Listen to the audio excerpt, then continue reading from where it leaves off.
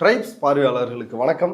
இன்று நம்மோடு இணைந்துள்ள சிறப்பு விருந்தினர் தமிழக வெற்றி கழகத்தின் முன்னாள் செய்தி தொடர்பாளர் திரு மணிகண்டன் வீராசாமி அவர்கள். வாருங்கள், அவரோடு உரையாடலாம். தோழர் வணக்கம். வணக்கம் தோழர். தோழர், விஜய் சங்கீதா தரப்பு, சங்கீதா விஜய் மீது போட்ட அந்த விவாகரத்து வழக்கு அப்படின்றது நாளை செங்கல்பட்டு குடும்ப நல நீதிமன்றத்தில் விசாரணைக்கு வர இருக்குது. இப்போ இப்படிப்பட்ட சூழலில் சங்கீதா பிரஸ்ஸை சந்தித்து பேட்டி கொடுப்பாங்க அப்படின்றத நீங்கள் ஏற்கனவே சொல்லியிருந்தீங்க. ஏன்னா ஒருத்தர் இல்லை அப்படி இப்படின்னு விஜய் ரொம்ப கேவலப்படுத்திட்டாரு, அதனால் ப்ரெஸ்ஸை அவங்க சந்திக்க போகிறாங்க அப்படின்னு சொன்னீங்க.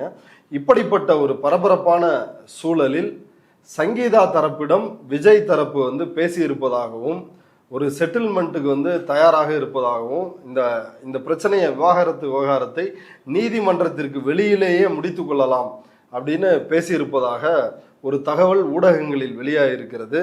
இது உண்மையா? என்ன நடக்குது விஜய் ஃபேமிலிக்குள்ள? இல்லை, செய்தி ஊடகங்களில் வந்திருக்குது உண்மைதான். விஜய் தரப்புலேருந்து 2 வழக்கறிஞர்கள் ப்ளஸ் ஒரு அவங்களோட ஜோசியர், ஆஸ்தான ஜோதிடர் பேசினது உண்மைதான்.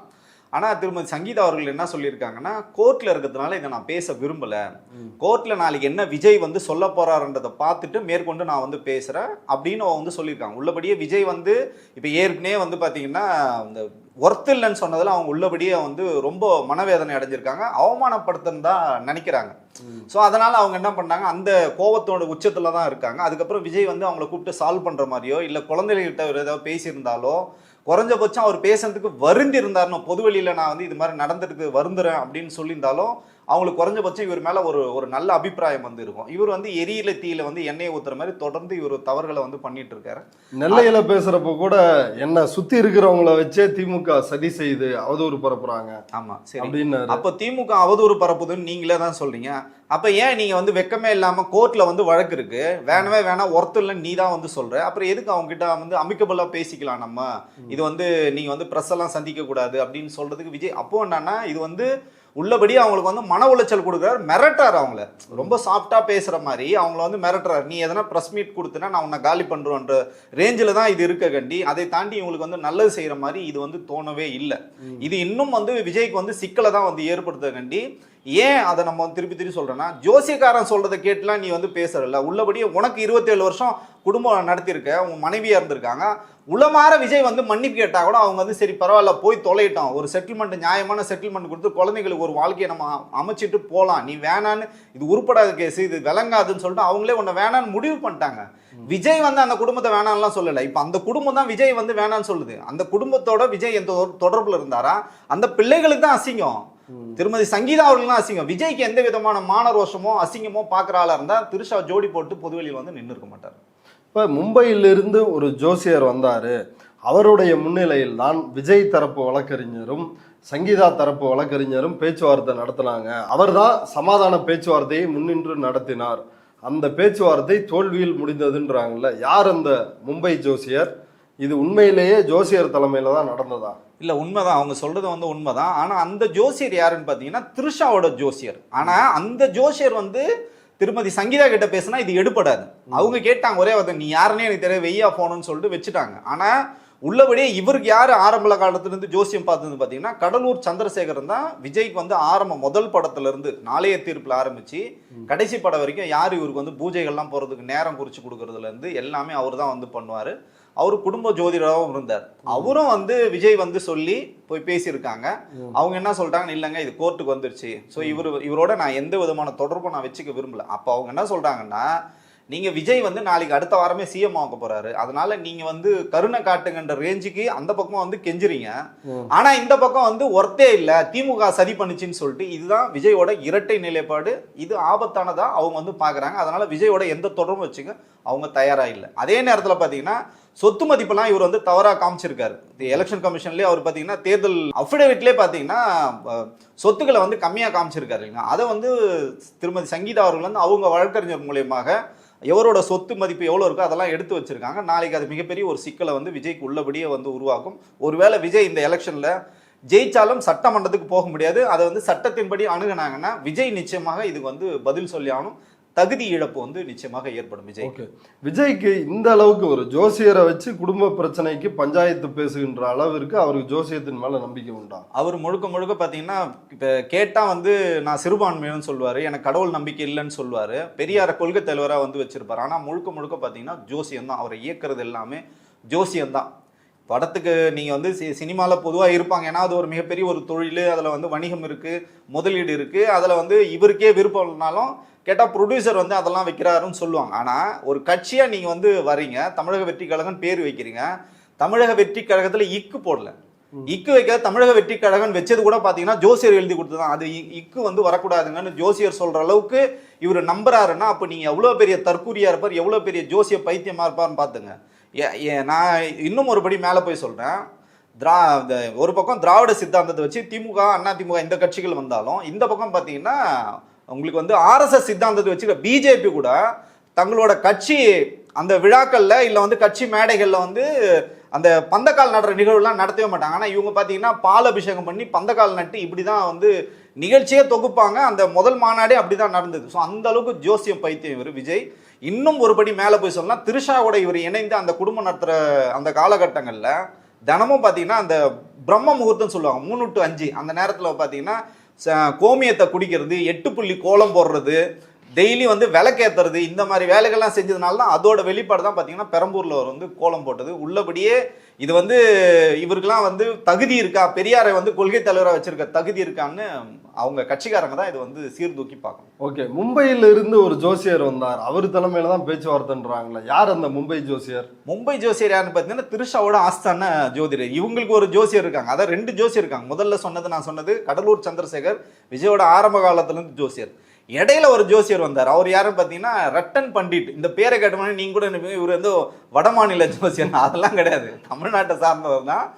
அவர் பார்த்தீங்கன்னா வெற்றிவேல் அவரோட பேர். அவர் வந்து ரட்டன் பண்டிட்னு புனை பேரை வச்சுக்கிட்டு விஜய் ஏமாத்திட்டு இருக்காரு. ரத்தன் பண்டிட்? ஆமா, ரத்தன் பண்டிட். அவர் வந்து பாத்தீங்கன்னா கட்சியில செய்தி தொடர்பாளர் இருக்காரு. அப்படியா? தாவேகாவோட செய்தி தொடர்பாளர். அவரு செய்தி தொடர்பாளர் வந்து ஊடகங்கள்ல வந்து பேசியிருக்காரு. அவர் தான் பாத்தீங்கன்னா சிபிஐ வழக்கு போகும்போது விஜய் வந்து 3 பேரோட போனாங்க. யாரு 3 பேர் பாத்தீங்கன்னா இந்த வெற்றிவேல் என்கிற ரட்டன் பண்ணிட்டு, அதுக்கப்புறம் ஆதவ அர்ஜுனா விஜய். சிபிஐ அலுவலகத்தை வந்து கேட்கறாங்க, இவர் ஆதவ அர்ஜுனா தெரியுது, இவர் யாருன்னா என் ஜோசியர் வெளில போடா யோகியராஜன் அப்படின்னு சொல்லிட்டு வெளியில விரட்டி விட்டவர் தான் இந்த ஜோசியர். ஸோ இந்த அளவுக்கு ஜோசிய பைத்தியம் தான் விஜய். ஓகே, இந்த பேச்சுவார்த்தையில என்னதான் நடந்தது? விஜய் இவ்வளவு இறங்கி வர்றதுக்கு காரணம் என்ன? நேற்று வந்து ஏன்னா அவர் ஏற்கனவே ஒருத்தர் திமுக அவதூறு கிளப்ப சதி பண்ண என்ன கூட இருக்கிறவங்களையே தூண்டி விடுறாங்க அப்படின்னு நெல்லையில வெளிப்படையா வந்து பேசினாரு. இப்படியெல்லாம் இருக்கின்ற நிலையில் விஜய் இறங்கி அவங்கள்ட்ட ஒரு பேச்சுவார்த்தை நடத்தணும் அப்படின்னு நினைத்தது ஏன்? ஏன்னு பார்த்தீங்கன்னா இவருக்கு வந்து முதல்ல வந்து பாஜக கொடுத்த அசைன்மெண்ட் என்னன்னு பார்த்தீங்கன்னா, நாங்கள் அதிமுக கூட்டணியில் வச்சுருப்போம், உங்களை கூட்டணிக்கு வெளியில் வச்சுருப்போம், உங்களுக்கு பணம் கொடுக்கறதுலேருந்து எல்லாமே உங்களுக்கு மீடியா ஹைப்பில் இருந்து எல்லாமே உங்களுக்கு நான் கொடுப்போம். அதாவது பார்த்தீங்கன்னா இன்னும் டீப்பாக போய் பார்த்தீங்கன்னா ஜனநாயகன் படத்துக்கு வந்து சென்சார் போர்டே சர்டிஃபிகேட் கொடுக்கல, ஆனால் அந்த படத்தை வந்து இவங்க வெளியிடுறாங்க, விஜயோட நல்லாசியோட அவங்க தான் வெளியிடுறாங்க, விஜய் கட்சி தான் வெளியிட்டாங்க. ஏன்னா இந்த படம் தான் தூக்கி நிறுத்தும் விஜயை. அது வந்து பார்த்தீங்கன்னா முழுக்க முழுக்க பிரச்சாரத்துக்கான வியூகமாக தான் விஜய் வந்து பார்த்தாரு. அதுவும் வந்து தோல்வி அடைஞ்சுது. அந்த படம் வந்து மொக்க படம், இஸ்லாமியர்களுக்கு எதிரான நிறைய கருத்துக்கள் இருக்கு, இதை வச்சு நம்மளால ஜெயிக்க முடியாதுன்னு திருப்பி என்ன பண்றாருன்னா இன்னொரு ஆயுதத்தை வந்து கையில் எடுக்கிறார். என்ன கையில் எடுக்கிறாருன்னு பார்த்தீங்கன்னா சரண்டர் ஆகுறது, சங்கீதா கிட்ட சரண்டர் ஆகுறது அப்படின்னு சொல்லிட்டு பேச்சுவார்த்தைகள் வந்து போறோம். அவங்களுக்கு ரொம்ப தெளிவா தெரிஞ்சு போச்சு இது உருப்படாத, சந்திச்சிருவாங்களோ அப்படின்ற ஒரு அச்சம் இருக்கு. அதனாலதான் பாத்தீங்கன்னா தொடர்ச்சியா வந்து பிரச்சாரங்கள்லாம் ரத்து பண்ணாரு. கடந்த 1 வாரமா அவருக்கு வந்து உடல்நிலை வந்து சரியில்லை, மனசும் வந்து சரியில்லை, முகமெல்லாம் வந்து கருத்து போச்சு, ஸ்கின் அலர்ஜி வந்துருச்சு. ஸோ இப்படி நிறைய உளவியெல்லாம் நிறைய பிரச்சனைகள் சந்திச்சதுனால தூக்கம் வராதனால சரி கடைசி கட்டமாக நம்ம வந்து இந்த ஜோதிடர்களை வச்சு பேசலாம். ஒருவேளை ஜோதிடர்கள் பேசாம விஜயே சங்கீதா அவர்கள்கிட்டையும் அவங்களோட மகன்கிட்டையும் மகள்கிட்டையும் பேசியிருந்தா கூட ஏதாவது ஒரு முடிவு வந்து எட்டிருக்கும்னு இது என்னோட கருத்து. ஆனால் இது எதுவுமே இறங்கி வராமல் ஜோசியர்கள் வச்சு பேசினது அவங்களுக்கு இன்னும் வந்து ஒரு படி கோபத்தை தான் அதிகரிச்சிருக்கு. அது இல்லாமல் இவர் சொத்து மதிப்பெல்லாம் குறைச்சி காட்டினது உள்ளபடி அவங்களுக்கு வந்து மிகப்பெரிய ஒரு வருத்தத்தில் வந்து இருக்காங்க. இவர் ஏமாத்துறவர் தொடர்ச்சியா ஏமாத்துறவர்கிட்ட நம்ம வந்து சட்டத்தின்படியே போயிடலாம்னு சொல்லிட்டு முடிவு எடுத்தாங்க. உள்ளபடியே நாளைக்கு விஜய் என்ன மாதிரி முடிவு எடுப்பாரு, சங்கீதா என்ன மாதிரி முடிவு எடுப்பாங்கன்னு இன்னைக்கு வந்து எல்லாரும் ஆவலா காத்துட்டு இருக்காங்க. நாளைக்கு உள்ளபடியே விஜய்க்கு ஜோசிய பிரகாரம் அவர் பிரகாரம் சொன்னா மிகப்பெரிய ஒரு கண்டம் இருக்கு. அந்த கண்டத்துல இருந்து அவர் எப்படி தப்பிக்க போறாருன்னு நமக்கு வந்து தெரியல. விஜய் தன்னுடைய தேர்தல் பத்திரத்துல அவருடைய சொத்து மதிப்பா அசையும் சொத்து அசையா சொத்து எல்லாம் சேர்த்து கிட்டத்தட்ட ஒரு 600 கோடி ரூபாய் கணக்கு காட்டியிருக்காங்க. இப்போ இந்த பேச்சுவார்த்தையில் சங்கீதாவுடனான பேச்சுவார்த்தையில் சங்கீதா தரப்புல இதுக்கு நீதிமன்றத்திற்கு வெளியில் முடித்து கொள்ளலாம் அப்படின்னு விஜய் பேசுனதுனால 250 கோடி தனக்கும் தன்னுடைய பிள்ளைகளை பராமரிக்கவும் அவங்க வந்து 250 கோடி கேட்டதா வந்து சொல்றாங்க. விஜய் அதுக்கு ஒத்துக்கிட்டாரா? என்ன நடந்துச்சு? இல்ல, இது தவறான செய்தி. இது விஜயோட சொத்து மதிப்பு பாத்தீங்கன்னா இப்போ ஒன்றும் இல்லை, திரு ஆதவ அர்ஜுனாவோ விஜயோ என்ன சொல்றாருன்னா, நான் பார்க்காத பணமே கிடையாது, நான் உச்சத்தில் இருந்திருக்கேன் அப்படின்னு வந்து சொல்றாங்க. ஒரு படத்துக்கு 250 கோடி ரூபா, நீங்க சொல்றது ஒரு படத்துக்கான ஒரு சம்பளம்னே கிட்டத்தட்ட வந்து சொல்லும்போது விஜயோட ஒரிஜினல் சொத்து மதிப்பு பார்த்தீங்கன்னா 5000 கோடியிலிருந்து 7000 கோடி ரூபாய் அவரோட ஒரிஜினல் சொத்து மதிப்பு. கடைசியா அந்த 10 ஆண்டுகளில் நீங்க எடுத்தாலே கிட்டத்தட்ட 3000 கோடி ரூபா 4000 கோடி ரூபா அவருக்கு வந்து சம்பளமே வாங்கியிருக்காரு, அப்படிதான் வந்து சொல்றாங்க. அப்படி இருக்கும்போது வெறும் 600 கோடி சொத்துன்றது அப்பட்டமான அயோக்கியதான். இது முழுக்க முழுக்க பார்த்தீங்கன்னா கடந்த 25 ஆண்டுகளை விஜய் வந்து திட்டமிட்டு அவங்க மனைவி பேர்லயோ குழந்தை பேர்லயோ எந்த விதமான சொத்துக்களும் வந்து வாங்கல. ஒரு சில இருந்த சொத்துக்களையும் என்ன பண்ணிட்டாருன்னா வித்து டிரைவர் பேர்லயும் புஷி ஆனந்த் பேர்லயும் இன்னும் பிற வந்து பினாமிகள் பேர்லயும் திரிஷா பேர்லயும் திரிஷா அவங்க அம்மா பேர்லயும் வந்து வாங்கியிருக்காரு. திட்டமிட்டு இப்படி பண்ணதெல்லாம் அவங்க மிகப்பெரிய ஒரு வருத்தத்தில் இருக்காங்க. 250 கோடின்றது ஒரு சொற்பமான தொகை. ஸோ அதனால அவங்க வந்து அவங்க கிட்ட அவங்க வழக்கறிஞர் இருக்காங்க. அந்த வழக்கறிஞர் மூலியமா எஸ்ஏசி அவர்கள்கிட்ட பேசி ஆரம்பத்துலேருந்து என்ன சொத்து மதிப்பு இருந்தது அதெல்லாம் வந்து அவங்க கணக்கு வச்சிருக்காங்க. அந்த சொத்துக்கும் இதுக்கு பார்த்தீங்கன்னா ஏணி வச்சாலும் எட்டாது. இவர் சொல்றது 600 கோடியை விட 10 மடங்கு அதிகமான சொத்துக்கள் வந்து விஜய் கிட்ட இருக்கு. அதை மறைச்சிருக்கிறதுனால அவங்க இந்த ஆவணங்கள்லாம் வழக்க வந்து தாக்கல் பண்றதுக்கு தயாரா இருக்காங்க. இப்ப இவர் சொல்லுவார்ல 250 கோடி அவங்க தரப்புல இருந்து ஜீவனாம்சம் வந்து கேட்கவே இல்லை. அதுக்கான எந்த விஜய் தரப்புல இருந்து 35 கோடி தான் தர முடியும் அப்படின்னு சொல்லி 250 கோடி கேட்டது வந்து தவறான வாதம். அவங்க வந்து பாத்தீங்கன்னா அவரோட சொத்து மதிப்பு வந்து தாக்கல் பண்ண போறாங்க. நாளைக்கு உண்மை உள்ளபடியே விஜயோட ஒரிஜினலான சொத்து மதிப்பு எவ்வளோன்னு தாக்கல் பண்ண போறாங்க. அப்போ அதுல இருந்து எவ்வளவு காம்பன்சேஷன் கொடுக்குறாங்கன்னு சொல்லிட்டு சட்டம் வந்து முடிவெடுது. ஏன்னா மேஜரான 2 குழந்தைகள் வந்து இருக்காங்க. இவங்களும் வந்து டிபெண்ட் ஆன் அவங்க வந்து எந்த வேலையும் வந்து செய்யல. அவங்க வந்து இவருக்கு வந்து ஹவுஸ் ஒய்ஃபாக தான் இருந்திருக்காங்க. அப்போ அதிகப்படியான தொகை வந்து கொடுக்க வேண்டிய அவசியத்தில் இருக்கு. இவர் தான் குடும்ப வாழ்க்கையிலேருந்து விலகி வராரு. எனக்கு இது வேண்டாம், நான் ஒதுங்கி போறேன் அப்படின்னு சொல்லும்போது அப்போ மியூச்சுவலாக போகும்போது இவர் வந்து அவங்க என்ன கேட்குறாங்க அது கொடுத்து தான் ஆகணும். இது உள்ளபடியே விஜய் அவர்களும் பார்த்தீங்கன்னா இது அரசியல் ரீதியில் வந்து மிகப்பெரிய ஒரு சிக்கலை வந்து ஏற்படுத்தும். ஏன்னா நீங்கள் சொல்ற மாதிரி 600 கோடி ரூபா வந்து இங்கே வந்து சொத்து மதிப்பை தாக்கல் பண்ணியிருக்காரு. ஆனால் அது இல்லை அதிகப்படியாக இருக்குன்ற தகவல் கொடுத்தாங்கன்னா அந்த சான்றுகளை வந்து நீதிமன்றத்தில் கொடுக்கும்போது இவர் வந்து தகுதி இழப்பு வந்து ஒருவேளை ஜெயிச்சாலும் இவர் வந்து எம்எல்ஏவாக தொடர முடியாது. நிச்சயமாக இந்த வழக்கு மிகப்பெரிய ஒரு தலைவலி தான். அதுக்கு பேசாம ஒரிஜினலாக அவங்களுக்கு என்ன கொடுக்கணுமோ அதை கொடுத்தாலும் இவருக்கு பிரச்சனை தான். ஏன்னா இங்கே வந்து 600 கோடின்னு போய் சொல்லிட்டாரு. 2 பக்கமும் வந்து எந்த பக்கம் பேசுறதுன்னு தெரியாம விஜய் வந்து இன்னைக்கு வந்து மிகப்பெரிய ஒரு மன உளைச்சல் இருக்கிறத நம்ம வந்து பார்க்குறோம். ஓகே, விஜய் இந்த பேச்சுவார்த்தையில் தனக்கும் தன்னுடைய பிள்ளைகளுக்கும் சேர்த்து தான் அவங்க வந்து செட்டில்மெண்ட் கேட்டாங்க. ஆனால் விஜய் வந்து உங்களுக்கு மட்டும் 35 கோடி தர்றேன், ஆனால் மகளை நானே வந்து பார்த்துக்கிறேன், என்னுடைய பராமரிப்பிலேயே நான் அவங்கள வந்து வச்சுக்கிறேன் அப்படின்னு வந்து சொன்னதாகவும் ஒரு தகவல் ஊடகத்தில் வருது. அதில் என்ன நடந்தது? இல்லை, இது முற்றிலும் வந்து அவங்க வந்து பத்திரிகைக்காரங்க வந்து இஷ்டத்துக்கு வந்து எழுதுறாங்க. அந்த குடும்பத்தோட தொடர்புடையன்றதுனால நான் வந்து இதை சொல்ல வேண்டிய அவசியம் நமக்கு இருக்குது. இவர் பார்த்தீங்கன்னா குடும்பத்தோட எந்த தொடர்புலையுமே இல்லை. கிட்டத்தட்ட அவர் வந்து 15 ஆண்டுகளாக திருமணத்துக்கு மீறிய உறவில் வந்து இருக்காரு. ஆனால் அவங்க ரொம்ப டீசெண்டாக சொல்கிறாங்க 2001 அப்புறம் தாங்க இவர் இப்படி இருக்காருன்னு அவங்க வந்து ரொம்ப டீசெண்டாக சொல்கிறாங்க. அது ஏன் அந்த காலத்தை சொல்கிறாங்கன்னா கொரோனா காலத்துலேருந்து இவர் முழுக்க முழுக்க திரிஷாவோட போய் செட்டில் ஆகிட்டார். 2020 அங்கே போனவர் தான். இது கிட்டத்தட்ட இப்போ 2026 அந்த குழந்தைங்களோட இவர் வந்து எந்த வந்து தொடர்புலையும் இல்லாமல் போனதுனால அவங்க அந்த முடிவுக்கு வந்து வராங்க. ரெண்டாவது என்னன்னு பார்த்தீங்கன்னா பையன் வந்து படம் பண்ணும்போதும் இவர் வந்து வரல. அவன் முதல் படம் முடிச்சு 2வது படத்துக்கே வந்து போயிட்டார். நான் சொன்ன மாதிரி திரு அஜித்குமார் அவர்கள் தான் முதல் படமே வாய்ப்பு வாங்கி கொடுத்தாரு. பையன் வந்து இவர்கிட்ட கேட்கும் போது இவர் வந்து வீட்டை விட்டு வெளில போன்னு சொல்லிட்டாரு. மகள் வந்து படிக்கிறதுக்கும் பள்ளி படிப்பு வரைக்கும் தான் விஜய் வந்து சப்போர்ட் பண்ணாரு. அவங்க கல்லூரி படிக்கிறதுக்கு விஜய் எந்த விதமான சப்போர்ட்டும் பண்ணலாம். அவங்க வந்து பள்ளி படிப்பே முடிச்சிட்டாங்க. இப்போ மாஸ்டர் டிகிரி வந்து படிக்கிறாங்க. இடைப்பட்ட காலத்தில் இப்போ வந்து ஒரு பார்ட் டைம் ஜாப் வந்து திவ்யா சேஷா பாப்பா வந்து பண்ணிட்டு இருக்காங்க. அதனால குழந்தைகளோட இவருக்கு எந்த விதம் இவர் பார்த்தீங்கன்னா முழுக்க முழுக்க திருமண ஏற்பாடுகள் வந்து பண்ணிட்டு இருக்காரு. இந்த எலெக்ஷன் முடிஞ்ச உடனே திரிஷாவை திருமணம் பண்ற வேலைகளில் இவர் மும்முரமா இருக்கிறதுனால குழந்தைகள் இவர் வந்து ஏத்துக்கிறதுக்கான வாய்ப்பும் கிடையாது. அதே மாதிரி ஒருவேளை விஜயே அந்த குழந்தைகளை ஏத்துக்கணுன்ற மனப்பக்குவத்துக்கு இருந்தாலும் திரிஷா நிச்சயமாக ஒத்துக்க மாட்டாங்க. திரிஷா அம்மையா அவங்க அம்மாவும் பார்த்தீங்கன்னா இது குழந்தைகள் இவரை ஏற்பாங்களா? குழந்தைகள் இவர் வந்து அறவே ஒதுக்குறாங்க. அவங்க வந்து எனக்கு அப்பனே இல்லைன்னு பேரையே மாத்திட்டாருங்க. ஜேசன் சஞ்சய் பார்த்தீங்கன்னா விஜய்ன்ற அந்த இனிஷியலியே வந்து மாத்திட்டு அவர் பார்த்தீங்கன்னா எஸ்ன்னு போட்டார். சங்கீதாவோட இனிஷியலே வந்து சேர்த்ததுனால ஸோ குழந்தைகள் இவர் வந்து முற்றிலும் வந்து குடும்பத்தால் புறக்கணிக்கப்பட்ட விஜய் நாளைக்கு தமிழக மக்களாலும் புறக்கணிக்கப்போட நாட்கள் வந்து வெகு விரைவில் வந்து இல்லை. அதனால தான் பார்த்தீங்கன்னா இன்னைக்கு திருச்சி கிழக்கில் மன்றாடி வந்து இந்த சொல்லுவாங்களே கடவுளுக்கு விபூதி அடிக்கிற மாதிரி அதை வந்து இயேசு கிறிஸ்துவே இவர் வந்து ஏமாத்துறாரு. அந்த பாத்தீங்கன்னா மண்டிட்டு மன்னிப்புலாம் கேட்கிறாரு. அதை குறைஞ்சபட்சம் மனைவி குழந்தைகள்கிட்ட தமிழக வாக்காளர்கிட்டையும் இவர் வந்து அதை பண்ணியிருந்தாருன்னா குறைஞ்சபட்சம் எலெக்ஷன்ல ஏதாவது ஓட்டா வாங்கினா. இது ஏன் நம்ம வந்து சொல்றோம்னா விளையாட்டுக்கு நம்ம வந்து சொல்ல. ஏப்ரல் 2 திருச்சி போனவருங்க. அதுக்கப்புறம் பார்த்தீங்கன்னா ஏப்ரல் 19 இன்னி தான் போயிருக்கு. 19 நாள் என்ன பண்ணியிருந்த நீ, உனக்கு என்ன வேலை? அதே மாதிரி பார்த்தீங்கன்னா சரி திருச்சி ரொம்ப தூரமாக இருக்கு, 19 நாள் ஆச்சுன்னு வச்சுங்களேன். இங்கே இருக்குங்க மார்ச் 30 பெரம்பூர் வந்து வேட்புமனு தாக்கல் பண்ண நீ போனதோட சரி. அதுக்கப்புறம் ஏப்ரல் 17 கோலம் போடுறதுக்கு போற. யோசிச்சு பாருங்க, இங்கே போறதுக்கு இருக்கிற பெரம்பூர் போறதுக்கு 19 நாள். இதுல வேற வந்து மாசம் மாசம் நான் ஜெயிச்சுன்னா உங்களை பார்க்க வருவேன்னு சொல்லுதான்.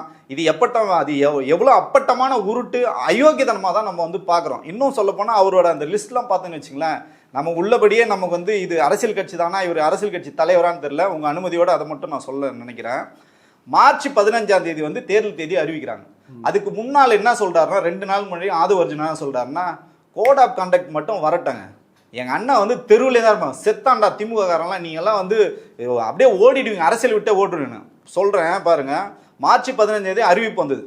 மார்ச் 16 ஓய்வு, மார்ச் 17 ஓய்வு, மார்ச் 18 ஓய்வு, மார்ச் 19 ஓய்வு, மார்ச் 20 ஓய்வு, மார்ச் 21 ஓய்வு, மார்ச் 22 ஓய்வு, மார்ச் 23 ஓய்வு, மார்ச் 24 ஓய்வு, மார்ச் 25 ஓய்வு. நமக்கே மூச்சு வாங்குது. மார்ச் 26 ஓய்வு, மார்ச் 27 ஓய்வு, மார்ச் 28 ஓய்வு. மார்ச் மாதம் கடைசியில் முடிய போது அன்னைக்கு வந்து பார்த்தீங்கன்னா வேட்பாளர் அறிவிப்பு, அதுவும் பார்த்தீங்கன்னா 5 ஸ்டார் ஹோட்டலில் வச்சு அறிவிப்பு கொடுத்ததோட சரி. அதோட மார்ச் 30 வந்து வேட்புமனு தாக்கல் பண்ணிட்டு அந்த வேலை அப்படியே வந்து ஒரு பிரச்சாரம் ரோட் ஷோ பண்ணிட்டு போயிட்டார். அதுக்கப்புறம் பார்த்தீங்கன்னா மார்ச் 30 ஏப்ரல் 1 ஓய்வு எடுத்துட்டார். ஏப்ரல் 2 திருச்சி கிழக்கு போனவர் தான். அதுக்கப்புறம் இன்னைக்கு போயிருக்காரு ஏப்ரல் 19. சரி, அதுக்கப்புறம் என்னாச்சுன்னா ஏப்ரல் 3 ஓய்வு எடுத்துட்டார். ஏப்ரல் 4 புதுச்சேரி போனார், தர்பூசணியில் வச்சு அடித்தாங்க. ஸோ அதுக்கப்புறம் ஏப்ரல் 5 ஓய்வு, ஏப்ரல் 6 ஓய்வு, ஏப்ரல் 7 ஓய்வு, ஏப்ரல் 8 திருநெல்வேலி போனார். செட்டப் போட்டு 24 மாவட்டங்கள்லேருந்து ஆட்களை வர வச்சு அன்னைக்கு ஒரு செட்டப்பு. திருப்பி பார்த்தீங்கன்னா அதை ஏப்ரல் 8 திருநெல்வேலி, ஏப்ரல் 9 ஓய்வு. அதோட பார்த்தீங்கன்னா 12 கன்னியாகுமரி போனார், 13 ஓய்வு, 14 திருப்பூர், திருப்பி 15 சென்னை, 16 தேர்தல் அறிக்கை வெளியிட்டு, அதுக்கப்புறம் 17 கோல போட்டியில் கலந்துக்கிட்டு ஒரு கோலம் போட்டார். 18 ஓய்வு, இன்னைக்கு போயிருக்காரு. அப்போ மொத்தமே பார்த்தீங்கன்னா 7 தொகுதி தான் வந்து போயிருக்காரு. 234 தொகுதி இருக்கு. 7 தொகுதி போயிட்டு நான் தான் வந்து மார்ச் 4 பார்த்தீங்கன்னா அப்படியே ஓப்பன் பண்ண உடனே 10 மணிக்கே வந்துடும், அவர் தான் முதல்வர்னு சொல்லிட்டு. இது வந்து நம்ம சொல்றோம். அது வந்து அவ்வளோ பெரிய அரசியல் பின்புலம் இருக்கிற செங்கோட்டையன் சொல்றது உள்ளபடியே நமக்கு வந்து ஆச்சரியம் இல்லை, நமக்கு வந்து சிரிப்பு தான் வருது. ஓகே, இப்போ நாளை வந்து விஜய் நேரில் ஆஜராக மாட்டார், அவருடைய வழக்கறிஞர் மூலமாக வீடியோ கான்ஃபரன்ஸில் வந்து ஆஜராக இருப்பதா ஒரு மனு தாக்கல் பண்ணியிருக்கிறதா சொல்கிறாங்க. விஜய் நேரில் ஆஜராவாரா? இன்னொரு புறம் இடைக்காலமாக அவங்க தாக்கல் செய்த மனு, நான் அந்த நீலாங்கரை வீட்டிலேயே இந்த வழக்கு முடிகின்ற வரை நான் வந்து அங்கே தங்கியிருக்க அனுமதி கேட்டிருந்தாங்க சங்கீதா. இது ரெண்டுக்கும் ஒரு தீர்வு கிடைக்குமா? நிச்சயமாக இல்லை. ஏன்னு பார்த்தீங்கன்னா இவங்க வந்து வீடியோ கான்ஃபரன்ஸ் தான் வந்து போகிறாங்க. அது அவங்களோட நிர்வாக சிக்கல். குடும்ப நல நீதிமன்றத்தில் வந்து திரும்ப சங்கீதா கேட்டிருந்தாங்களே இந்த வழக்கு முடிகிற வரைக்கும் நான் வந்து நீலாங்கரை இல்லத்தில் வந்து தங்கணும். ஏன்னா அந்த அட்ரஸ் தான் அவங்க வந்து வழக்குக்கும் வந்து கொடுத்துருக்காங்க. இவர் என்ன பண்ணாருன்னா அடியாட்களை வைத்து வழக்கறிஞர்களை வைத்து மிரட்டி வீட்டை விட்டு வெளில அமிச்சாங்க. நீ தான் கேஸ் போட்டல, நீ தான் பெரிய புடிங்கி இல்லை, இன்னும் வந்து வாய்க்கூச நம்ம வந்து வாயால் சொல்லவே முடியாது, அவ்வளோ மோசமான வார்த்தைகளை பயன்படுத்தி அவங்கள வந்து வீட்டில் வந்து விரட்டி விட்டவர் தான் இந்த விஜய். இன்னைக்கு நீ வந்து ரொம்ப நல்லவ மாதிரி போய் பவ்யமாக அவங்ககிட்ட மன்னிப்புலாம் கேட்குற, சமாதானம்லாம் பேசுகிறல்ல. இது வந்து ஒரு மாதம் முன்னாடி நீ பேசியிருந்தா குறைஞ்சபட்சம் அவங்களுக்கு வந்து உன் மேலே ஒரு சாஃப்ட் கார்னர் இருந்திருக்கும். ஸோ அந்த மாதிரி இல்லாமல் விரட்டி விட்டதுனால அவங்க வெளியில் தான் வந்து தங்கியிருக்காங்க. ஒரு அப்பார்ட்மெண்ட்டில் தங்கி தான் இந்த வழக்குக்கே இப்போ வந்திருக்காங்க. ஸோ அதனால் இந்த வழக்கு வந்து பார்த்தீங்கன்னா விஜய்க்கு சிக்கலை தான் ஏற்படுத்தும். விஜய் வந்து இதில் வந்து மாட்ட போகிறது வந்து உறுதி. நீங்கள் வந்து மித்த பிற வழக்கு கரூரில் நீங்கள் வந்து பார்த்தீங்கன்னா மத்திய அரசாங்கம் உங்கள் பின்புலம் இருக்கலாம், உங்களை காப்பாற்றி விடலாம். இப்போ எவ்வளோ தேர்தல் வழக்கெல்லாம் இருக்குது, அது எப்போ வந்து தீர்வு கிடைக்குது. ஆனால் இந்த வழக்கு பொறுத்த வரைக்கும் விஜய் வந்து தப்பிறதுக்கான வாய்ப்புகள் இல்லை. ஏன்னா குழந்தைகளும் ரொம்ப தெளிவாக இருக்காங்க. இப்போ பார்த்தீங்கன்னா சப்போர்ட் பார்த்தீங்கன்னா எஸ்ஏசி அவர்களும் இந்த குழந்தைங்களுக்கும் சங்கீதாவுக்கும் தான் சப்போர்ட் பண்ணுறாங்க. ஏன்னா இந்த முழுக்க இவங்களோட ஒரே குறிக்கோள் என்ன பார்த்தீங்கன்னா இந்த சொத்துக்களை பிரித்து எடுத்து போய் திரிஷா கிட்ட ஒப்படைச்சிட்டு திருமணம் பண்ணிட்டு நாட்டை விட்டே ஓடுறதான் விஜயோட பிளான். இப்போ தோத்துட்டா நிச்சயமா நீங்க இப்போ விஜய் 2 தொகுதியில போட்டிடுறாரு, 2லயுமே தோத்துருவாரா என்ன? நிச்சயமாக 100% 2 தொகுதியிலும் பெரம்பூரில் அவர் வெற்றி பெற வாய்ப்பு இருக்கு? வாய்ப்பே கிடையாதுங்க. நான் தான் சொல்றேன், ஏங்க நீ வந்து ஏப்ரல் வந்து மார்ச் 30 போயிட்டு அதுக்கப்புறம் ஏப்ரல் 17 தாங்க போயிருக்கீங்க. 2 மணி நேரம் கூட பிரச்சாரம் பண்ணலங்க. நீ யோசிச்சு பாருங்களேன், அப்படி என்னங்க பெரம்பூர் மக்களுக்கு அவசியம்? வீட்டில் நீ பனையூரில் தூங்கிட்டு வரணும், உன்னை குளிப்பாட்டி கூட்டின்னு வந்து உனக்கு ஓட்டு போடணும்னு மக்களுக்கு என்ன அவசியம் சொல்லுங்க? ஏன் ஒரு கோல போட்டி போடுறல்ல, உனக்கு எங்கேயாவது கொஞ்சமாவது அறிவு இருக்கா உனக்கு? பெண்களை வந்து நீ வந்து கோலம் போடுன்னு சொல்ற, உன் வீட்டு பெண்களை நீ வீட்டுக்குள்ள வச்சிருக்கியா? இல்லை உன் குழந்தைங்களுக்கு நீங்க வந்து பார்த்துருக்கியா? உன் தொண்டனை பார்த்துருக்கியா? இல்லை வந்து வேட்பாளர்கள் யாருக்காவது பணம் வாங்காம நீ கொடுத்துருக்கியா? எல்லாமே வணிகம் நோக்கம்தான். உனக்கு இன்னைக்கு வரைக்கும் பார்த்தீங்கன்னா ஜாலியான வாழ்க்கையை நீ வாழ்ந்துட்டு இருக்க. உனக்கு என்ன வேர்வை என்னன்னு தெரியுமா? உனக்கு கஷ்டம் என்னன்னு தெரியுமா? பசி என்னன்னு தெரியுமா? மக்களோட வேதனைன்னு தெரியுமா? பெரம்பூர்ல எத்தனை தெருன்னு தெரியாதுங்க இவருக்கு. திருச்சியில் எத்தனை தெரு? இப்போ திருச்சி போறாரு, என்ன பண்ணாருன்னு சொல்லுங்க? மெயின் ரோட்ல மட்டும் போறாருங்க. மெயின் ரோட்ல எவனா இருப்பானா வாக்காளர்? நீங்க சொல்லுங்களேன். திருச்சி கிழக்குல எத்தனை சந்து இருக்கு, எத்தனை தெரு இருக்கு? அதாங்க 4 முறை முடிச்சிட்டாருங்க. இன்னைக்கும் இருதராஜ் பார்த்தீங்கன்னா இவரும் வந்து கிறிஸ்துவர் தான், அவரும் கிறிஸ்துவர் தான், இவரும் ஒரே சமூகம் தான், அவரே ஒரு சமூகம் தான். அந்த சமூக வாக்கு விஜய்க்கு வரும்னா கூட அது கூட வரதுக்கான வாய்ப்பு இல்லை. இன்னைக்கோ தான் அவங்க முதன்மையாக தேர்ந்தெடுப்பாங்க. அவர் எல்லா தெருக்கும் வந்து போறாரு. 4 முறை சந்திச்சிருக்காருங்க. ரிப்பீட்னு சொல்லிட்டு 4 முறை சந்திச்சிருந்தோம். 2 முறை மெயின் ரோட்ல மட்டும் டாடா பாய் பாய் சொல்லிட்டு போது மக்களும் அதே மாதிரி தயாரா இருக்காங்க. வேட்பாளருக்கு வந்து இவருக்கு டாடா பாய்பா கட்டுறதுக்கு 2 தொகுதி வேட்பாளர்களும் தயாரா இருக்காங்க. ஓகே, தேர்தல் தோல்விக்கு பிறகு விஜய் என்ன செய்வார்? தேர்தல் தோல்விக்கு அப்புறம் பார்த்தீங்கன்னா இந்த விவாகரத்து வழக்கு வந்து ஒரு முடிவுக்கு வரும். திரிஷா வந்து திருமணம் பண்றதுல வந்து அவர் வந்து ரொம்ப தீவிரமா அதிதீவிரமான இந்த திருமண வேலைகள் வந்து போயிட்டு இருக்கு. திருமணம் முடிஞ்ச உடனே நிச்சயமாக சுவிட்சர்லாந்திலோ இல்லைன்னா ஆஸ்திரேலியாலோ அவர் வந்து செட்டில் ஆகிறதுக்கான வாய்ப்பு இருக்கு. திருப்பி வருவார். 3 வருஷம் ரெஸ்ட் எடுத்துட்டு 2029க்கு ஃப்ரெஷ்ஷாக வந்து இறங்குவார். மோடியின் கருத்தை வலுப்படுத்துவோம் சொல்லிட்டு வந்து இறங்குவார். அதுதான் அவரோட திட்டம். அதை தாண்டி எந்த திட்டம் இல்லை. உண்மையிலே சொல்றேன், அப்பாவி தொண்டர்கள் இப்பயாவது பொழைச்சிக்குங்க. அண்ணனுக்காக வந்து உசுரை கொடுக்குறோன்னு சொல்லிட்டுலாம் உங்க ஓட்டுகளை வந்து செல்லாத ஓட்டாக்கிடுங்க. நீங்க யாருக்கு வேணாலும் ஓட்டு போடுங்க. விசிலை தவிர, விஜயை தவிர நீங்க யாருக்கு வேணாலும் ஓட்டு போடுங்க. உங்களோட விருப்பம். நீங்கள் வந்து களத்தில் வந்து இருக்கணும், நீங்களும் அரசியலை வந்து கற்றுக்கணும். நீங்கள் வந்து விஜய்க்காக வந்து உழைச்சிருக்கீங்க. ஆனால் விஜய் உங்களுக்காக உழைக்கல, உங்களுக்காக விஜய் நேர்மையாக இல்லை. ஸோ விஜயோ திட்டம் வெளிநாடு தான். இல்லை யாராவது வெளிநாடுக்கு தப்பி போகிற திட்டம் இருந்ததுன்னா நிச்சயமாக நீங்கள் வந்து விஜய்க்காக வாக்களிக்கலாம். ஸோ இதுதான் நம்ம வந்து அந்த தொண்டர்களும் வாக்காளர்களுக்கும் சொல்ல வேண்டிய அவசியம். ஏன்னா அந்த குழுவை, அந்த விஜயை வளர்த்து விட்டது எனக்கும் பங்கு இருக்கு. தப்பிச்சு ஓட வேண்டிய அவசியம் என்ன? ஆமாங்க, நீங்க எதுல நேர்மையா இருந்திருக்கு சொல்லுங்க. உங்களுக்கு வழக்குகள் வந்து உங்களை துரத்தும். சரிங்களா? தொண்டர்கள் உங்களை வெறி கொண்டு தேடிட்டு இருக்காங்க. 10 கோடி ரூபாய் வரைக்கும் பணம் வாங்கிட்டு நீங்க சீட்டு கொடுத்துருக்கீங்க. யாரும் பாத்தீங்கன்னா விஜய்க்காக உழைத்தவர்களுக்கு நீங்க சீட்டு கொடுக்கல. வெளியில இருந்து வந்தவங்க, திமுகல இருந்து வந்தவங்க, அண்ணா திமுகல இருந்து வந்தவங்க, பிஜேபியில இருந்து வந்தவங்க, RSSல வந்தவன், சாதி கட்சியில இருந்து வந்தவன், அந்த பாலியல் வழக்கில் மாட்டினவன், கஞ்சா வைத்தவனுக்குலாம் நீங்க வந்து 10 கோடி ரூபா கொடுத்துட்டு சீட்டை கொடுத்துறீங்க. அவன் தோத்துட்டான்னா அந்த 10 கோடி ரூபா எப்படி அவன் மீட்பான் சொல்லுங்க? மித்த பிற கட்சிகள்ல தோத்தா கூட தொடர்ச்சியாக இயங்குவாங்க, அவங்க கட்சியில வேலை செய்வாங்க. இந்த எலெக்ஷன்லாம் அடுத்த எலெக்ஷனுக்கு வாய்ப்பு விடுவாங்க. நீங்க இந்த யாரெல்லாம் காசு வாங்கிட்டு வேட்பாளராக நீங்க போட்டீங்கன்னா அடுத்த முறை உனக்கு வாய்ப்பை நீங்க கொடுக்க போறதே இல்லை. அப்ப அவன் என்ன பண்ணுவான் சொல்லுங்க? பனையூர் அலுவலகத்துக்கு வந்து அருவாளோட வந்து இறங்க போறாங்க. பனையூர் அலுவலகம் அதனால இப்பயே வந்து பூட்டு போட்டாங்க. புசி ஆனந்த் பார்த்தீங்கன்னா இப்பயும் அவங்க மகள் வந்து லண்டன்ல இருக்காங்க. லண்டன்ல வந்து விசா வந்து கேட்டு அப்ளை பண்ணியிருக்காரு. அவர் வந்து பார்த்தீங்கன்னா அவரும் 2 வருஷம் வந்து லண்டன்ல போய் செட்டில் ஆகிறார். இவர் பார்த்தீங்கன்னா சுவிட்சர்லாந்து, ஆஸ்திரேலியா இருக்குன்னு வந்து ப்ராப்பர்ட்டி வாங்கியாச்சு. ஸோ சுவிட்சர்லாந்தில் வந்து அவர் வந்து விடுமுறையை கொண்டாடுறதுக்காக ஹனிமூன் ட்ரிப்புக்கு அவர் போகிறாரு. நீங்கள் அனாதையாக ரோட்டில் சுத்தாதீங்க, அதனால உங்கள் பொழப்ப பாருங்க தான் நம்ம சொல்ல வேண்டியது. ஓகே தோழர், நாளைக்கு நீதிமன்றத்தில் என்ன நடக்குதுன்னு பார்க்கலாம். இவ்வளவு நேரம் நம்முடைய பார்வையாளர்களுக்காக நேரத்தை ஒதுக்கி உங்களோட கருத்துக்களை பகிர்ந்துட்டு ரொம்ப நன்றி. நன்றி தோழர்.